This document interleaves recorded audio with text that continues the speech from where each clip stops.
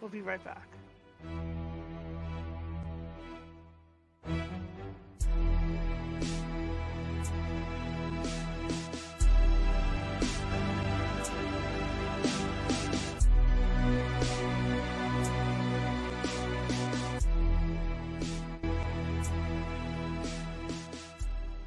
Grab your popcorn and snacks. Find a comfy spot, take a seat or lie down, and let me transport you to a place of fantasy, ghost stories, ancient legends, odd creatures, alien encounters, and other magical topics.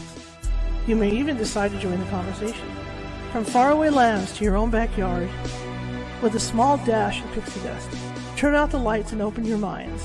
The journey is about to begin. Well, hey everybody, happy weekend. Give me a second here.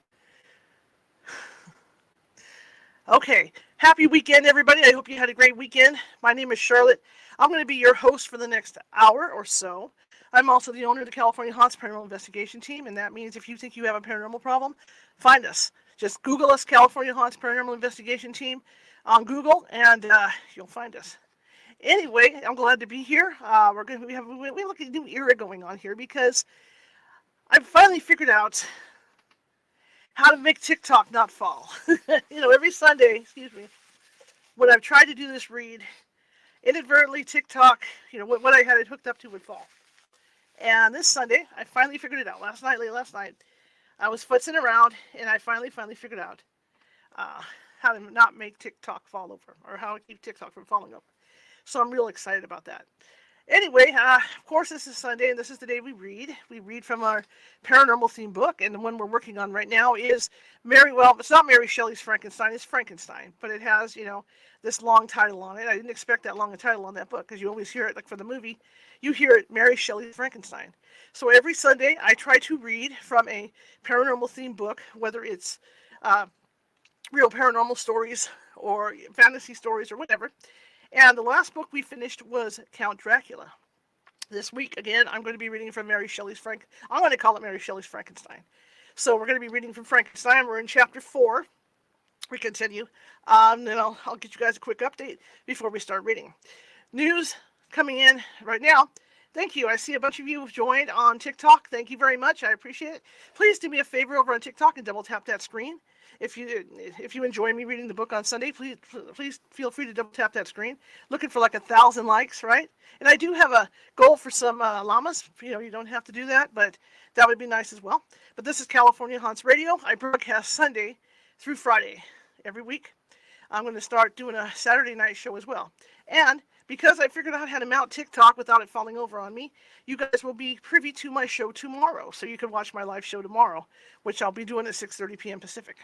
Okay, that being said, over here, Facebook, where am I? TikTok over here, Facebook, Facebook, YouTube, Twitch. Be sure to hit that like button if you like what you see in here tonight. I really appreciate it. That puts us up in the FYP and gets more attention towards us, right? I'd really appreciate that. And as you can see, our Patreon address is down there. Go on over to our Patreon and check that out as well. Okay, so we left off, we were in chapter 4, or starting chapter 4 of Mary Shelley's Frankenstein. It's not what the book's called, you guys, just a quick reminder. It's not what the book's called at all. But it's easier to say than the whole thing. It's just this big, long title that I can't even remember what it is, so we're just going to go with Mary Shelley's Frankenstein. We left off when Henry, being eventually Dr. Frankenstein, right? Henry is now on his way to college, and he, growing up, he had an interest in science, but not the normal science that everybody has an interest in, right? This was in the first 3 chapters, and we learned that he had this bizarre interest in helping the dead rise, right? I mean, that's what Frankenstein's all about. He creates the monster. Well, not really. He gets a dead person, raises it from the dead, and then it turns on everybody, and it's nasty and it's ugly and all that. So we're at the point now where he's now an adult. He's going to college, and he's now starting to take courses that will help him in his goals of building and creating this monster. So what I'm going to be doing is I have an ebook here.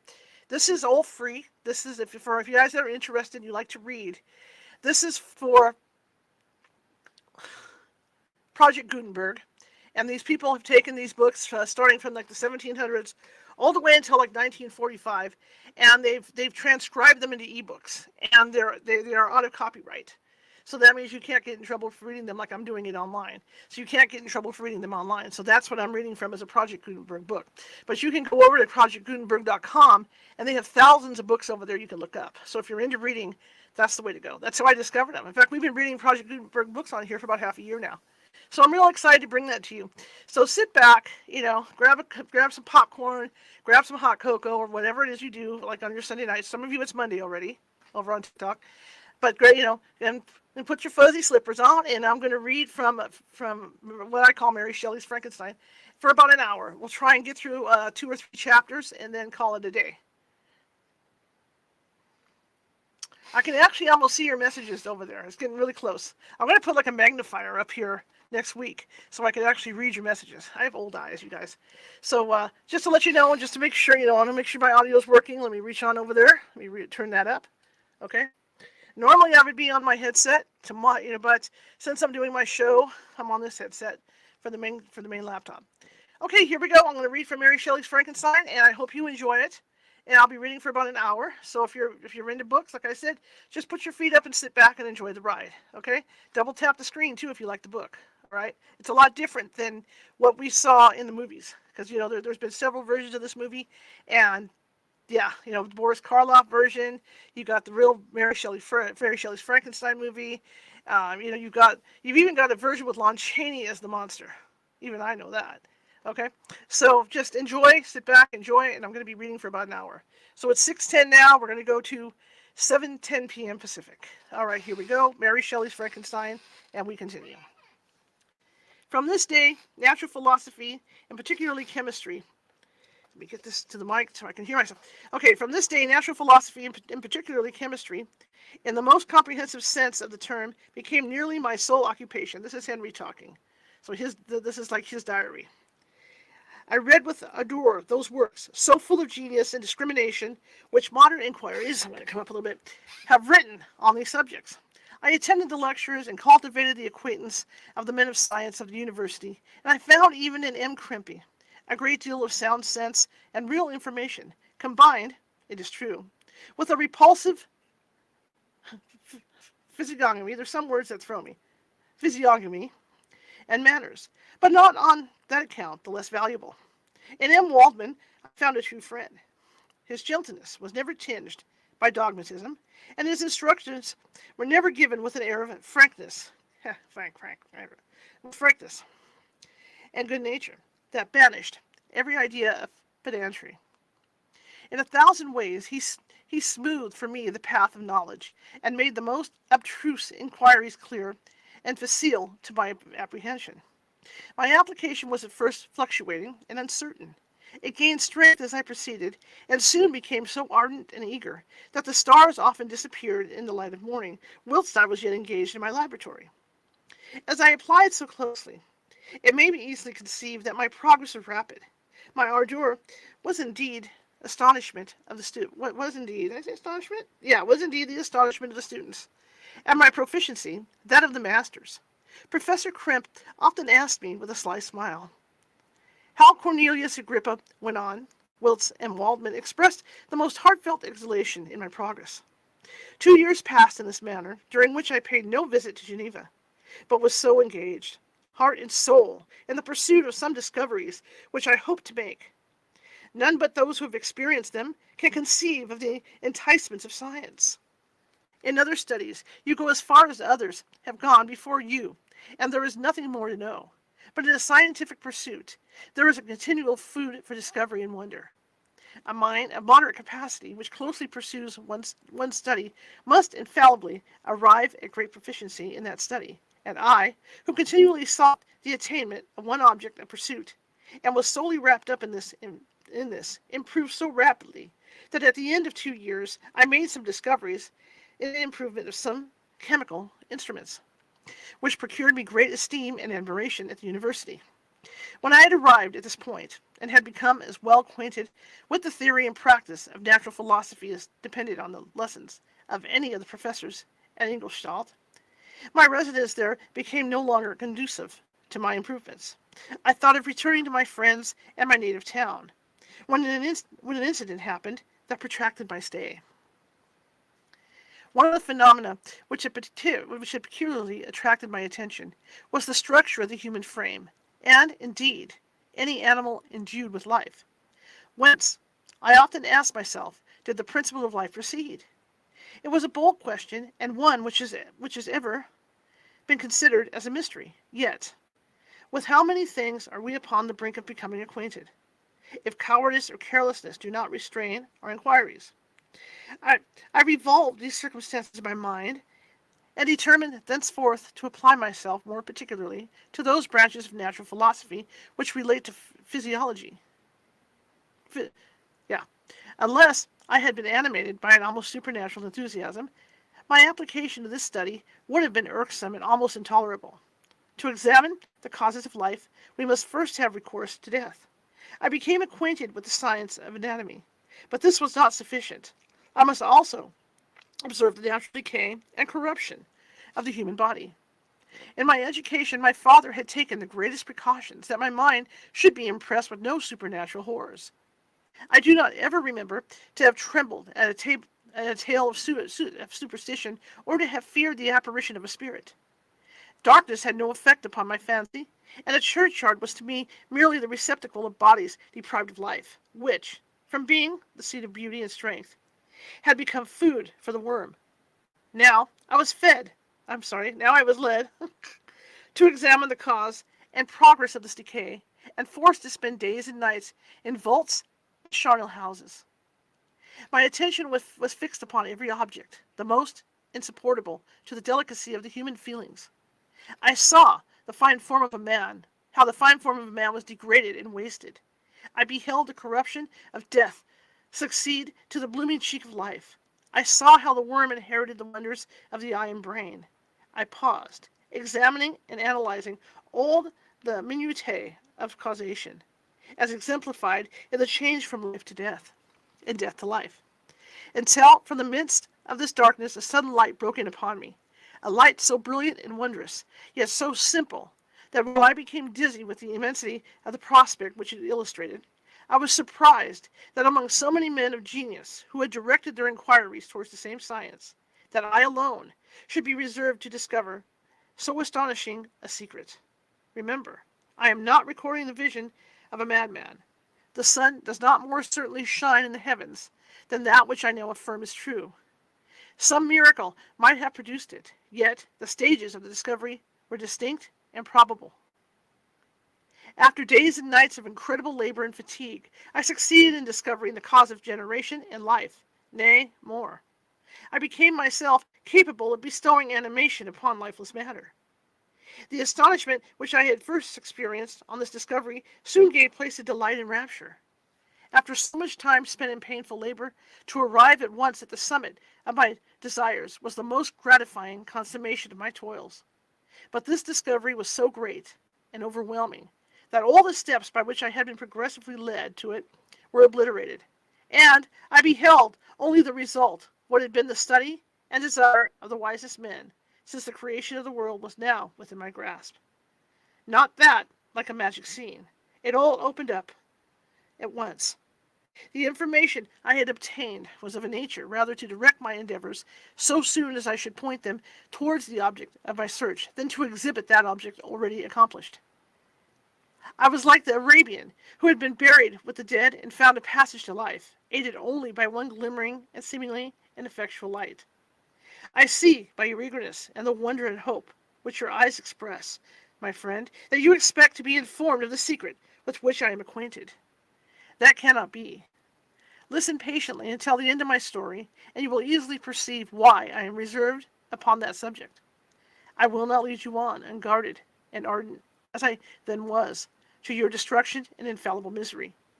Learn from me, if not by my precepts, at least by my example, how dangerous is the acquirement of knowledge, and how much happier that man is who believes his native town to be the world, than he who aspires to become greater than his nature will allow.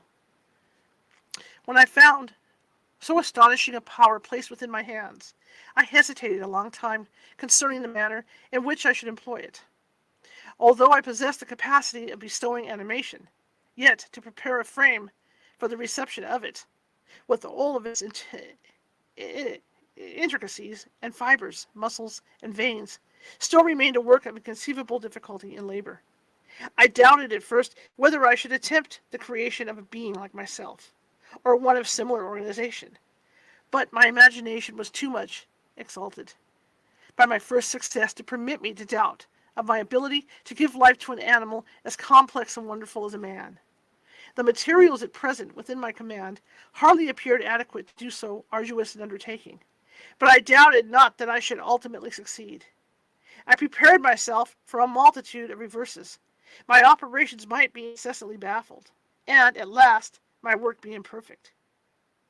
Yet, when I considered the improvement which every day takes place in science and mechanics, I was encouraged to hope my present attempts would at least lay the foundations of future success.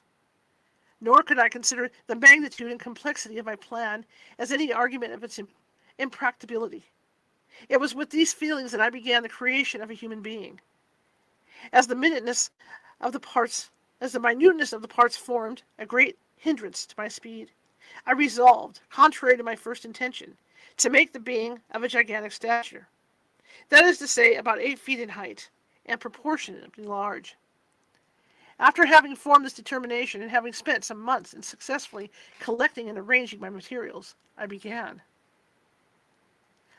No one can conceive the variety of feelings which bore me onwards, like a hurricane. In the first enthusiasm of success, life and death appeared to me ideal bounds, which I should first break through and pour a torrent of light into our dark world. A new species would bless me as its creator and source. Many happy and excellent natures would owe their being to me. No father could claim the gratitude of his child so completely as I should deserve theirs. Pursuing these reflections, I thought that if I could bestow animation upon a lifeless matter, I might, in process of time, although I now found it impossible, renew life where death had apparently devoted the body to corruption. Those thoughts supported my spirits, while I pursued my undertaking with unremitting ardor. My cheek had grown pale with study, and my person had become emaciated with confinement. Sometimes, on the very brink of certainty, I failed, yet still I clung to the hope which the next day or the next hour might realize. One secret, which I alone possessed, was the hope to which I had dedicated myself, and the moon gazed on my midnight labors. While with unrelaxed and breathless eagerness, I pursued nature to her hiding places. Who shall conceive the horrors of my secret toil, as I dabbled among the unhallowed depths of the grave, or tortured the living animal to animate the lifeless clay? My limbs now tremble, and my eyes swim with the remembrance. But then a resistless and almost frantic impulse urged me forward. I seemed to have lost all soul or sensation but for this one pursuit. It was indeed but a passing trance, that only made me feel with renewed acuteness, so soon as, the unnatural stimulus ceasing to operate, I had returned to my old habits. I collected bones from charnel houses, and disturbed with profane fingers the tremendous secrets of the human frame. In a solitary chamber, or rather cell, at the top of the house, and separated from all the other apartments by a gallery and staircase, I kept my workshop a filthy creation. My eyeballs were starting from their sockets in attending the details of my employment. The dissecting room and the slaughterhouse furnished many of my materials, and often did my human nature turn with loathing from my occupation, whilst still urged on by an eagerness which perpetually increased. I brought my work near to a conclusion. Real quick, everybody, I'm reading from Frankenstein, okay? And this book was written in the 1800s. Do not turn me into the internet police. I'm reading from the book. This is from a book, okay? This isn't true. And there's stuff that is in here that may not be, I don't want to say the word woke, but may not be, things that people want to, like hearing now. I'm trying to clean it up as I go, all right? But this is a book. This is what the movie Frankenstein was based on. So, no internet police. The summer months passed while I was thus engaged, heart and soul in one pursuit. It was a most beautiful season. Never did the fields bestow a more plentiful harvest, or the vines yield a more luxuriant vintage. But my eyes were insensible to the charms of nature, and the same feelings which made me neglect the scenes around me caused me also to forget those friends who were so many miles absent, and whom I had not seen for so long a time. I knew my silence disquieted them, and I well remembered the words of my father. I know that while you're pleased with yourself, you will think of us with affection, and we shall hear regularly from you. You must pardon me if I regard any interruption in your correspondence as a proof that your other duties are equally neglected. I knew well, therefore, what would be my father's feelings, but I could not tear my thoughts from my employment, loathsome in itself, but which had taken an irresistible hold of my imagination. I wished, as it were, to procrastinate all that related to my feelings and affection until the great object, which swallowed up my every habit of my nature, should be completed. I then thought that my father would be unjust if he ascribed my neglect to vice or faultiness on my part, but I am now convinced that he was justified in conceiving that I should not be altogether free from blame. A human being in perfection ought always to preserve a calm and peaceful mind, and never allow passion or a transitory desire to disturb his tranquillity. I do not think that the pursuit of knowledge is an exception to this rule. If the study to which you apply yourself has a tendency to weaken your affections, and to destroy your taste for those simple pleasures in which no alloy can possibly mix, then that study is certainly unlawful. That is to say, not befitting the human mind. If this rule were always observed, if no man allowed any pursuit whatsoever to interfere with the tranquillity of his domestic affections, Greece had not been enslaved. Caesar would have spared his country. America would have been discovered more gradually, and the empires of Mexico and Peru had not been destroyed. But I forgot that I am moralizing, and the most interesting part of my tale, and your looks remind me to proceed. My father made no reproach in his letters, and only took notice of my silence by inquiring into my occupations more particularly than before. Winter, spring, and summer passed away during my labors, but I did not watch the blossom or the expanding leaves sights, which before always yielded me supreme delight. So deeply was I engrossed in my occupation. The leaves of that year had withered before my work drew near to a close, and now every day showed me more plainly how well I had succeeded. But my enthusiasm was checked by my anxiety, and I appeared rather like one doomed by slavery to toil in the mines or any other unwholesome trade that an artist occupied by his favorite employment. Every night I was oppressed by a slow fever, and I became nervous to a most painful degree.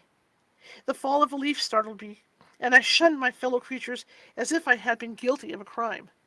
Sometimes I grew alarmed at the wreck I perceived that I had become. The energy of my purpose alone sustained me. My labors would soon end, and I believed that exercise and amusement would then drive away insipid disease. And I promised myself both of these when my creation should be complete. We're going to chapter 5. Again, for everybody that's coming in and the people that are lurking, I know you're out there. I'm reading from Mary Shelley's Frankenstein, and it's just something we do every Sunday. Chapter 5. Quick drink. Water, guys.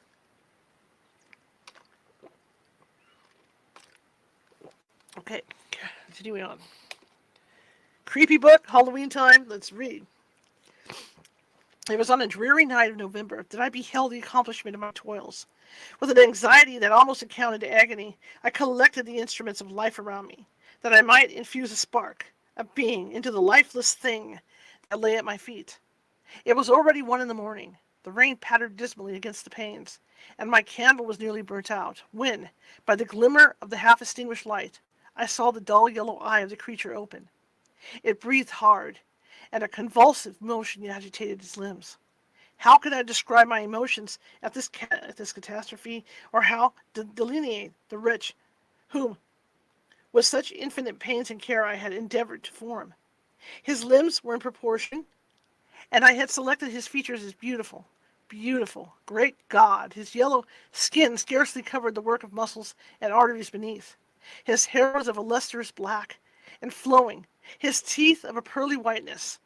But these luxuriances only formed a more horrid contrast with his watery eyes, that seemed almost of the same color as the dun-white sockets in which they were set, his shriveled complexion and straight black lips. The different accidents of life are not so changeable as the feelings of human nature. I had worked hard for nearly 2 years for the sole purpose of infusing life into an inanimate body. For this, I had deprived myself of rest and health. I had desired it with an ardor that far exceeded moderation, but now that I had finished, the beauty of the dream vanished, and breathless horror and disgust filled my heart. Unable to endure the aspect of the being I had created, I rushed out of the room and continued a long time traversing my bedchamber, unable to compose my mind to sleep. At length, lassitude succeeded to the tumult I had before endured, and I threw myself on the bed in my clothes, endeavoring to seek a few moments of forgetfulness. But it was in vain. I slept, indeed, but I was disturbed by the wildest dreams. I thought I saw Elizabeth in the bloom of health walking in the streets of Ingolstadt. Delighted and surprised, I embraced her, but as I imprinted the first kiss on her lips, they became livid with the hue of death. Her features appeared to change, and I thought that I held the corpse of my dead mother in my arms. A shroud enveloped her form, and I saw the grave worms crawling in the folds of the flannel. I started from my sleep with horror. A cold dew covered my forehead. My teeth chattered, and every limb became convulsed, when, by the dim and yellow light of the moon, as it forced its way through the window shutters, I beheld the wretch, the miserable monster whom I had created. He held up the curtain of the bed, and his eyes, if eyes they may be called, were fixed on me. His jaws opened, and he muttered some inarticulate sounds, while a grin wrinkled his cheeks. He might have spoken, but I did not hear. One hand was stretched out, seemingly to detain me, but I escaped and rushed downstairs. I took refuge in the courtyard belonging to the house which I inhabited, where I remained during the rest of the night, walking up and down in the greatest agitation, listening attentively, catching and fearing each sound as if it were to announce the approach of the corpse to which I had so miserably given life. Oh, no mortal could support the horror of that countenance. A mummy again endued with animation could not be so hideous as that wretch. I had gazed on him while unfinished. He was ugly then, but when those muscles and joints were rendered capable of motion, it became a thing such as even Dante could not have conceived. I passed the night wretchedly. Sometimes my pulse beat so quickly and hardly that I felt the palpitation of every artery. At others, I nearly sank to the ground through languor and extreme weakness.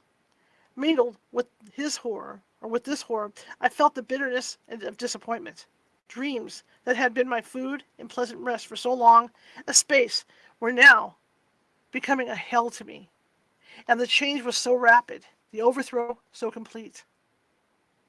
Morning, dismal and wet, at length dawned and discovered to my sleepless and aching eyes the church of Ingolstadt, its white steeple and clock, which indicated the 6th hour. The porter opened the gates of the court, which had that night been my asylum, and I issued into the streets, pacing them with quick steps, as if I sought to avoid the wretch whom I feared every turning of the street would present to my view. I did not dare return to the apartment which I inhabited, but felt impelled to hurry on, although drenched by the rain which poured from a black and comfortless sky. I continued walking in this manner for some time, endeavoring by bodily exertion to ease the load that weighed upon my mind. I traversed the streets without any clear conception of where I was or what I was doing.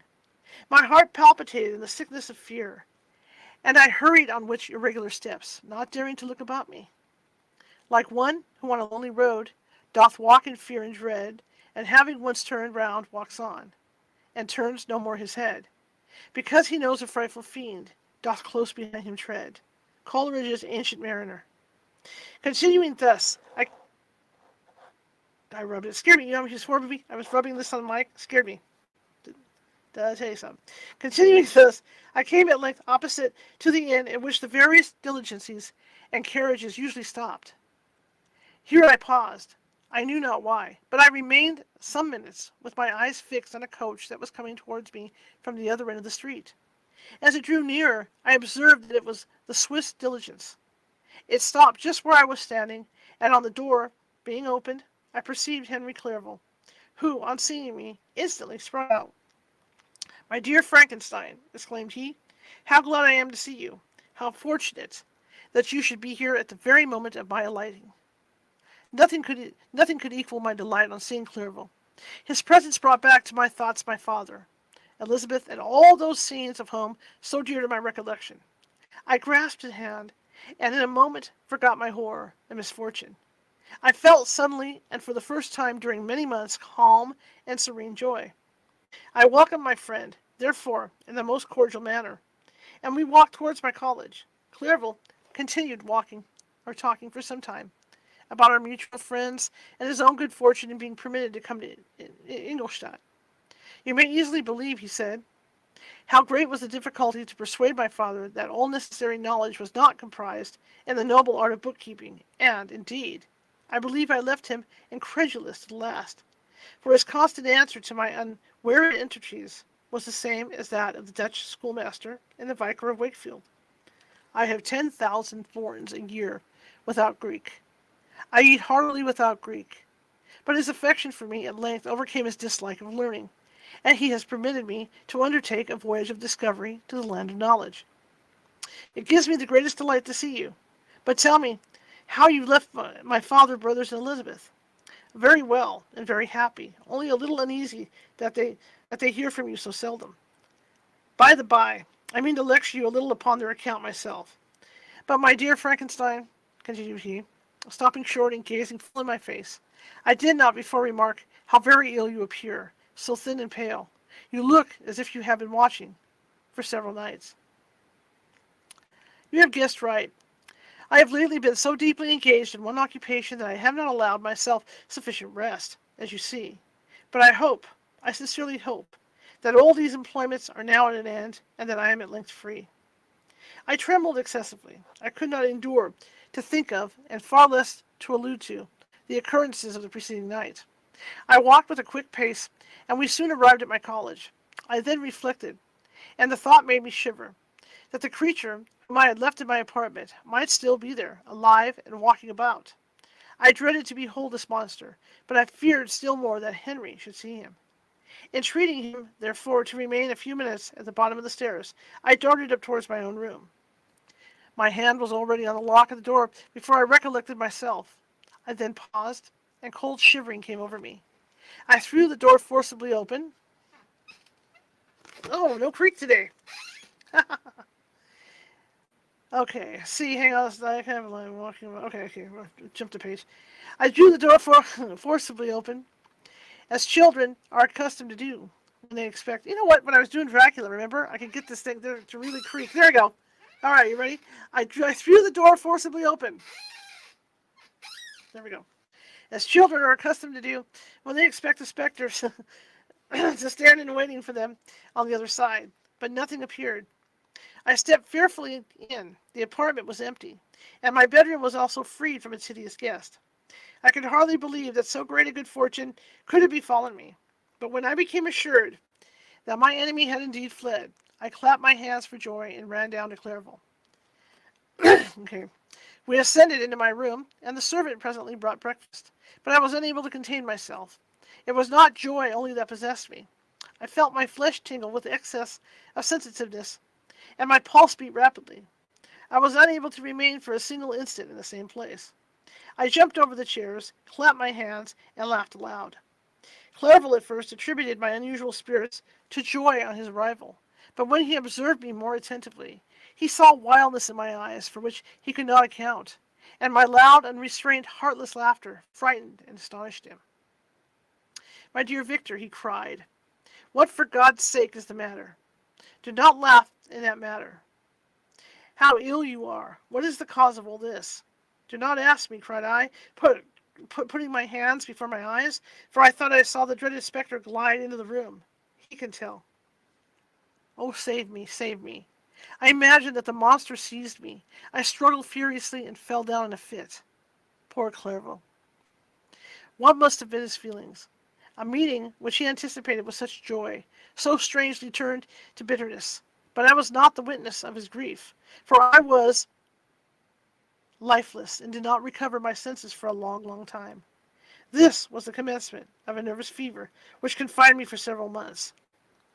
During all that time, Henry was my only nurse.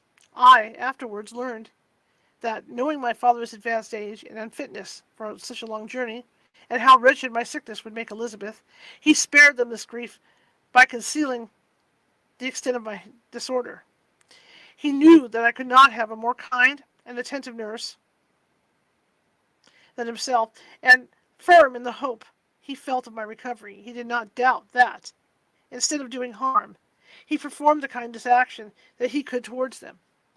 But I was in reality very ill, and surely nothing but the unbounded and unremitting attentions of my friend could have restored me to life. The form of the monster on whom I had bestowed existence was forever before my eyes, and I raved incessantly concerning him. Doubtless my words surprised Henry. He at first believed them to be the wanderings of my disturbed imagination, but the pertinacity with which I continually recurred to the same subject persuaded him that my disorder indeed owed its origins to some uncommon and terrible event. By very slow degrees, and with frequent relapses that alarmed and grieved my friend, I recovered. I remember the first time I became capable of observing outward objects with any kind of pleasure. I perceived that the fallen leaves had disappeared, and that the young buds were shooting forth from the trees that shaded my window. It was a divine spring, and the season contributed greatly to my convalescence.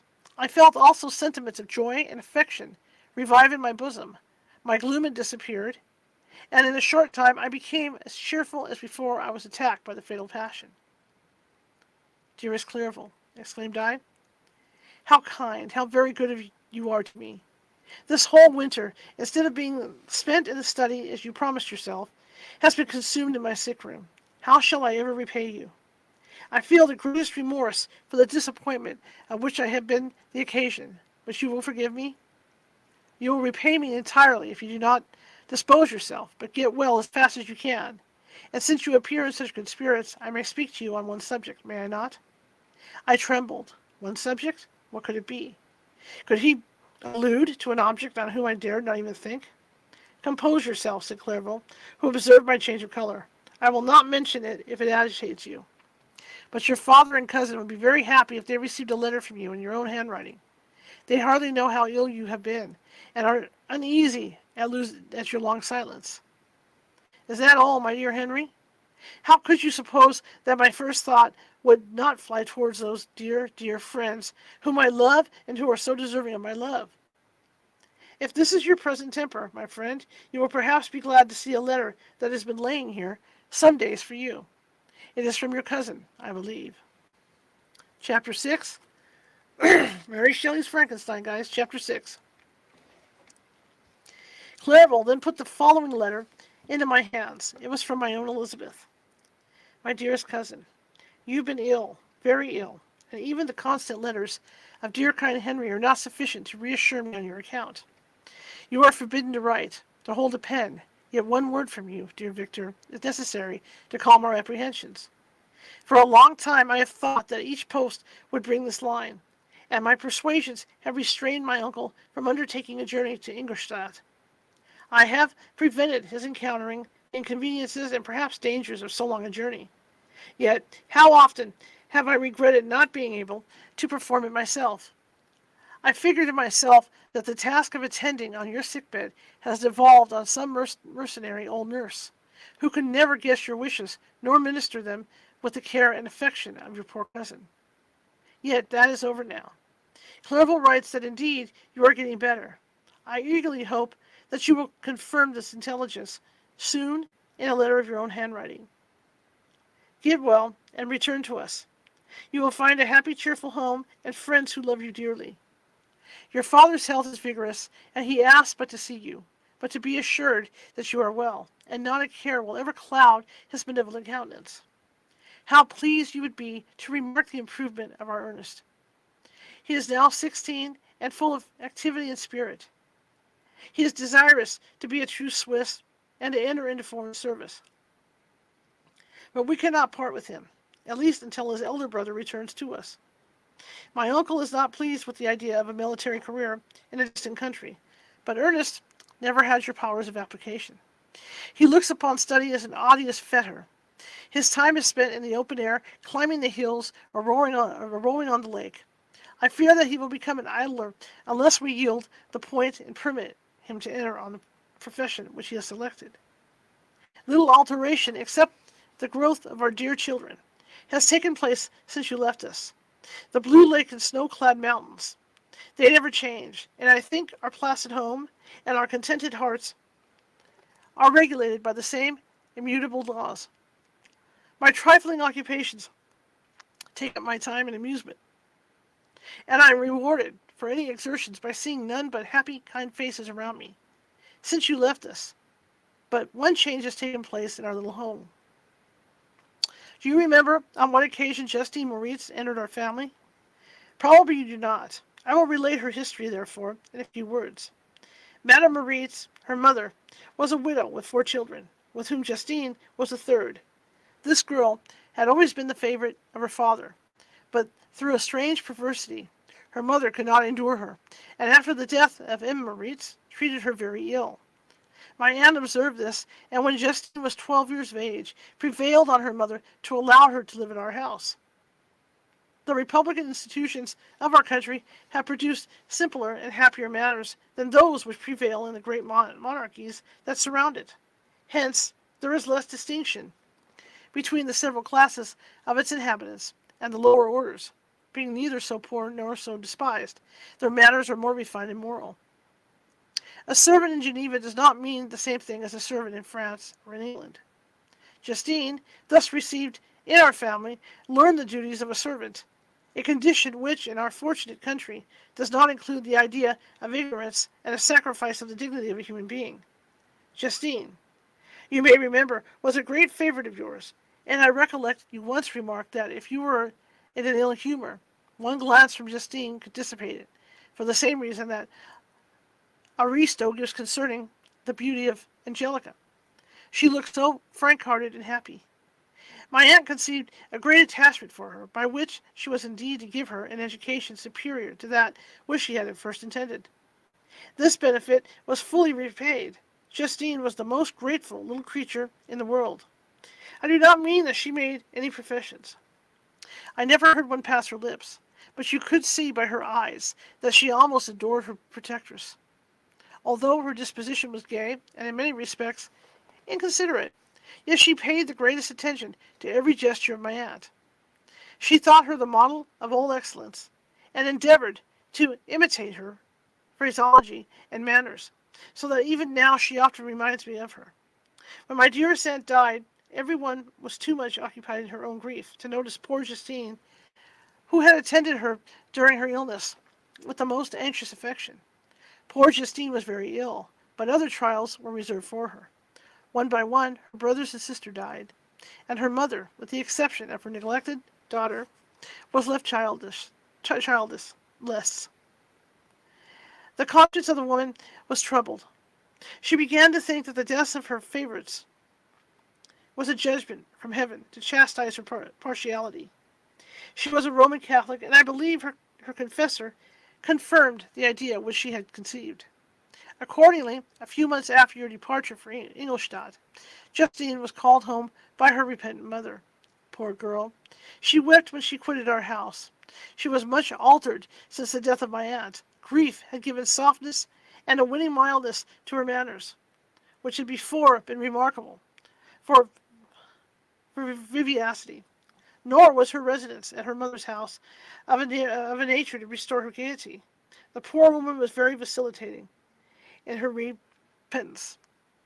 She sometimes begged Justine to forgive her unkindness, but much oftener accused her of having caused the deaths of her brothers and sister.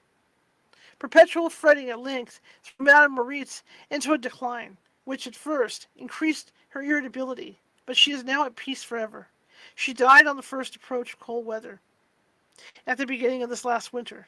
Justine has just returned to us, and I assure you I love her tenderly. She is very clever and gentle, and extremely pretty, as I mentioned before. Her mien and her expression continually remind me of my dear aunt. I must say also a few words to you, my dear cousin, of little darling William. I wish you could see him. He is very tall for his age, with sweet, laughing blue eyes, dark eyelashes, and curling hair. When he smiles, two little dimples appear on each cheek, which are rosy with health. He has already had one or two little wives.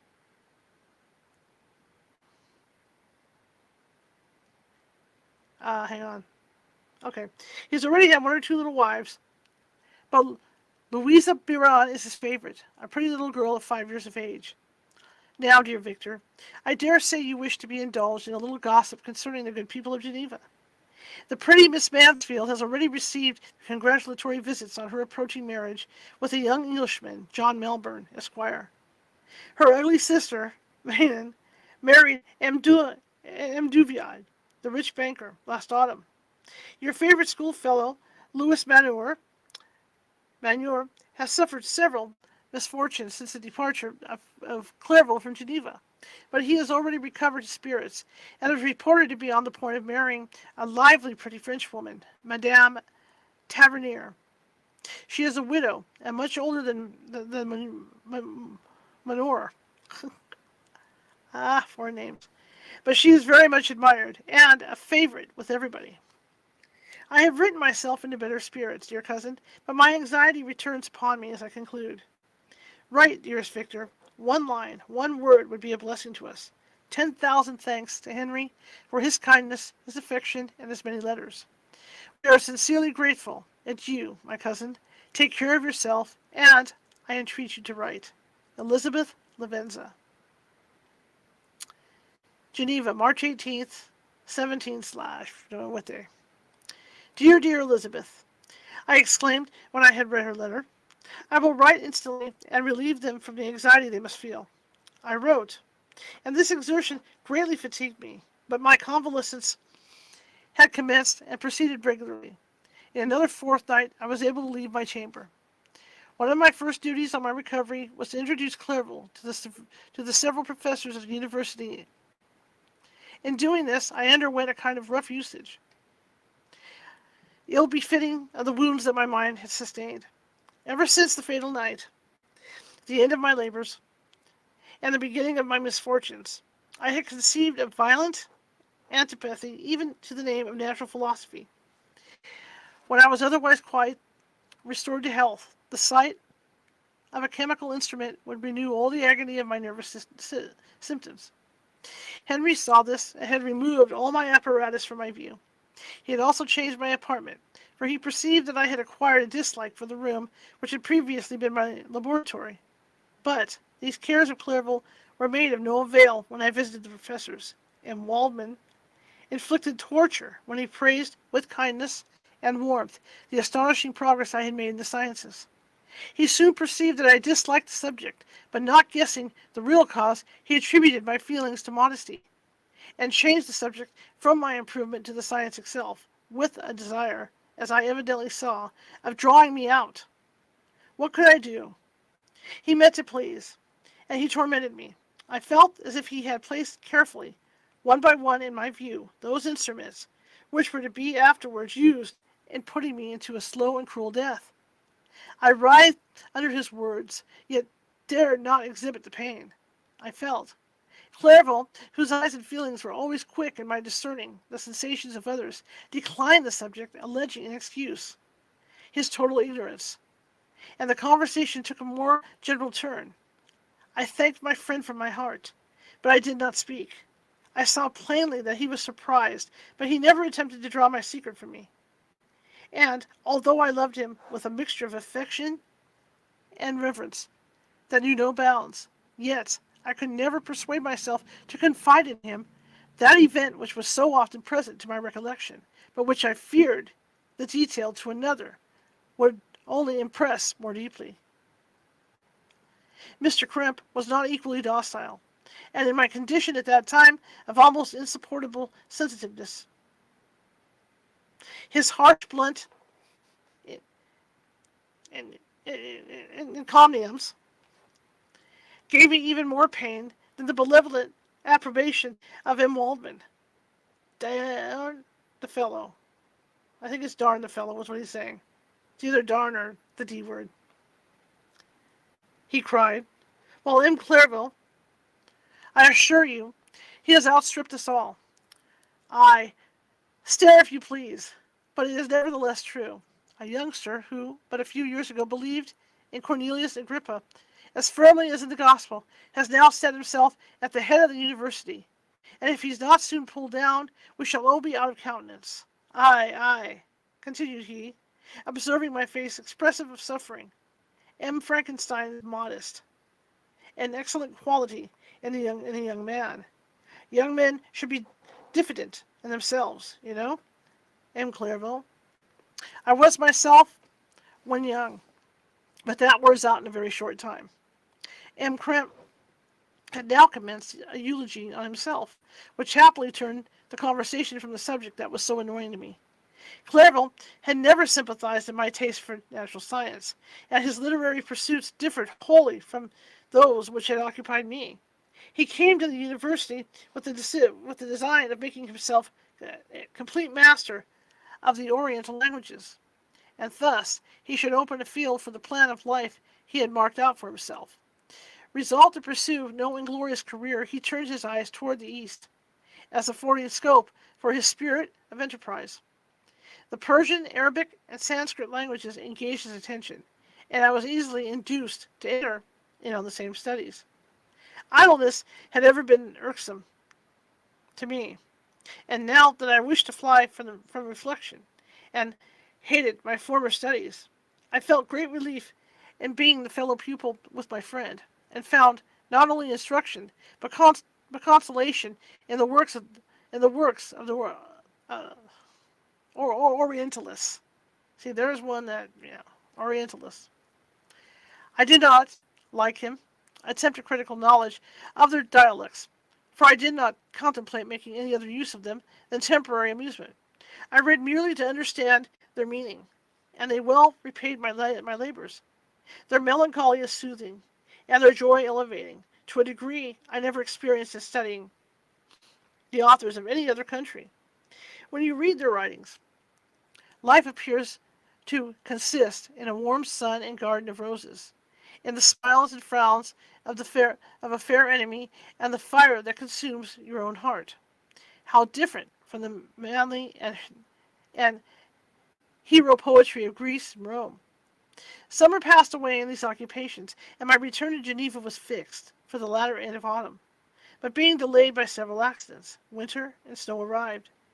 The roads were deemed impassable, and my journey was retarded until the ensuing spring. I felt this delay very bitterly, for I longed to see my native town and my beloved friends. My return had only been delayed so long, from an unwillingness to leave Clairville in a strange place, before he had become acquainted with any of its inhabitants. The winter, however, was spent cheerfully, and although the spring was uncommonly late when it came, its beauty compensated for its delay. The month of May had already commenced, and I expected the letter daily which was to fix the date of my departure, when Henry proposed a pedestrian tour in the environs of Ingolstadt, that I might bid a personal farewell to the country I had so long inhabited. I acceded with pleasure to this proposal. I was fond of exercise, and Clairville had always been my favorite companion in the ramble of this nature that I had taken among the scenes of my native country. We passed a fortnight in these perambulations. My health and spirits had long been restored, and they gained additional strength from the air I breathed, the natural incidents of our progress, and the conversation of my friend. Study had before secluded me from the intercourse of my fellow creatures, and rendered me unsocial, but Clairville called forth the better feelings of my heart. He again taught me to love the aspect of nature and the cheerful faces of children. Excellent friend, how sincerely you did love me, and endeavor to elevate my mind until it was on a level with your own. A selfish pursuit had cramped and narrowed me until your gentleness and affection warmed and opened my senses.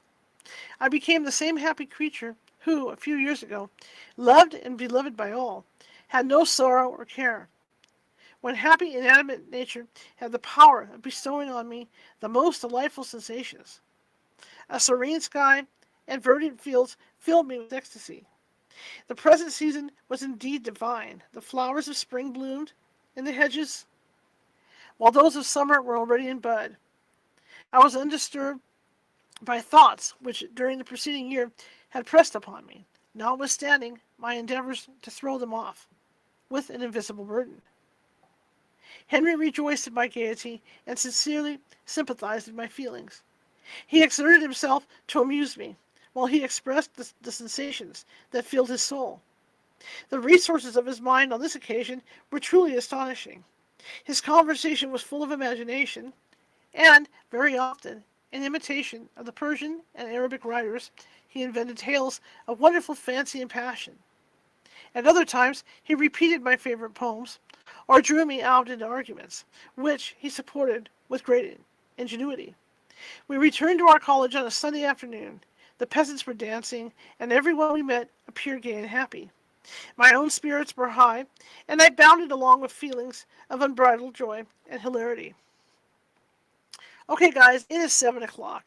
So I think this is what we're going to be doing on Sundays as far as timing goes, because it seems like I can get through 45 minutes of reading, because I really would rather go from 6 to 6 or 6 to 7 and not go much beyond that, because when we read Dracula, we were hitting like hour and a half, 2-hour reads.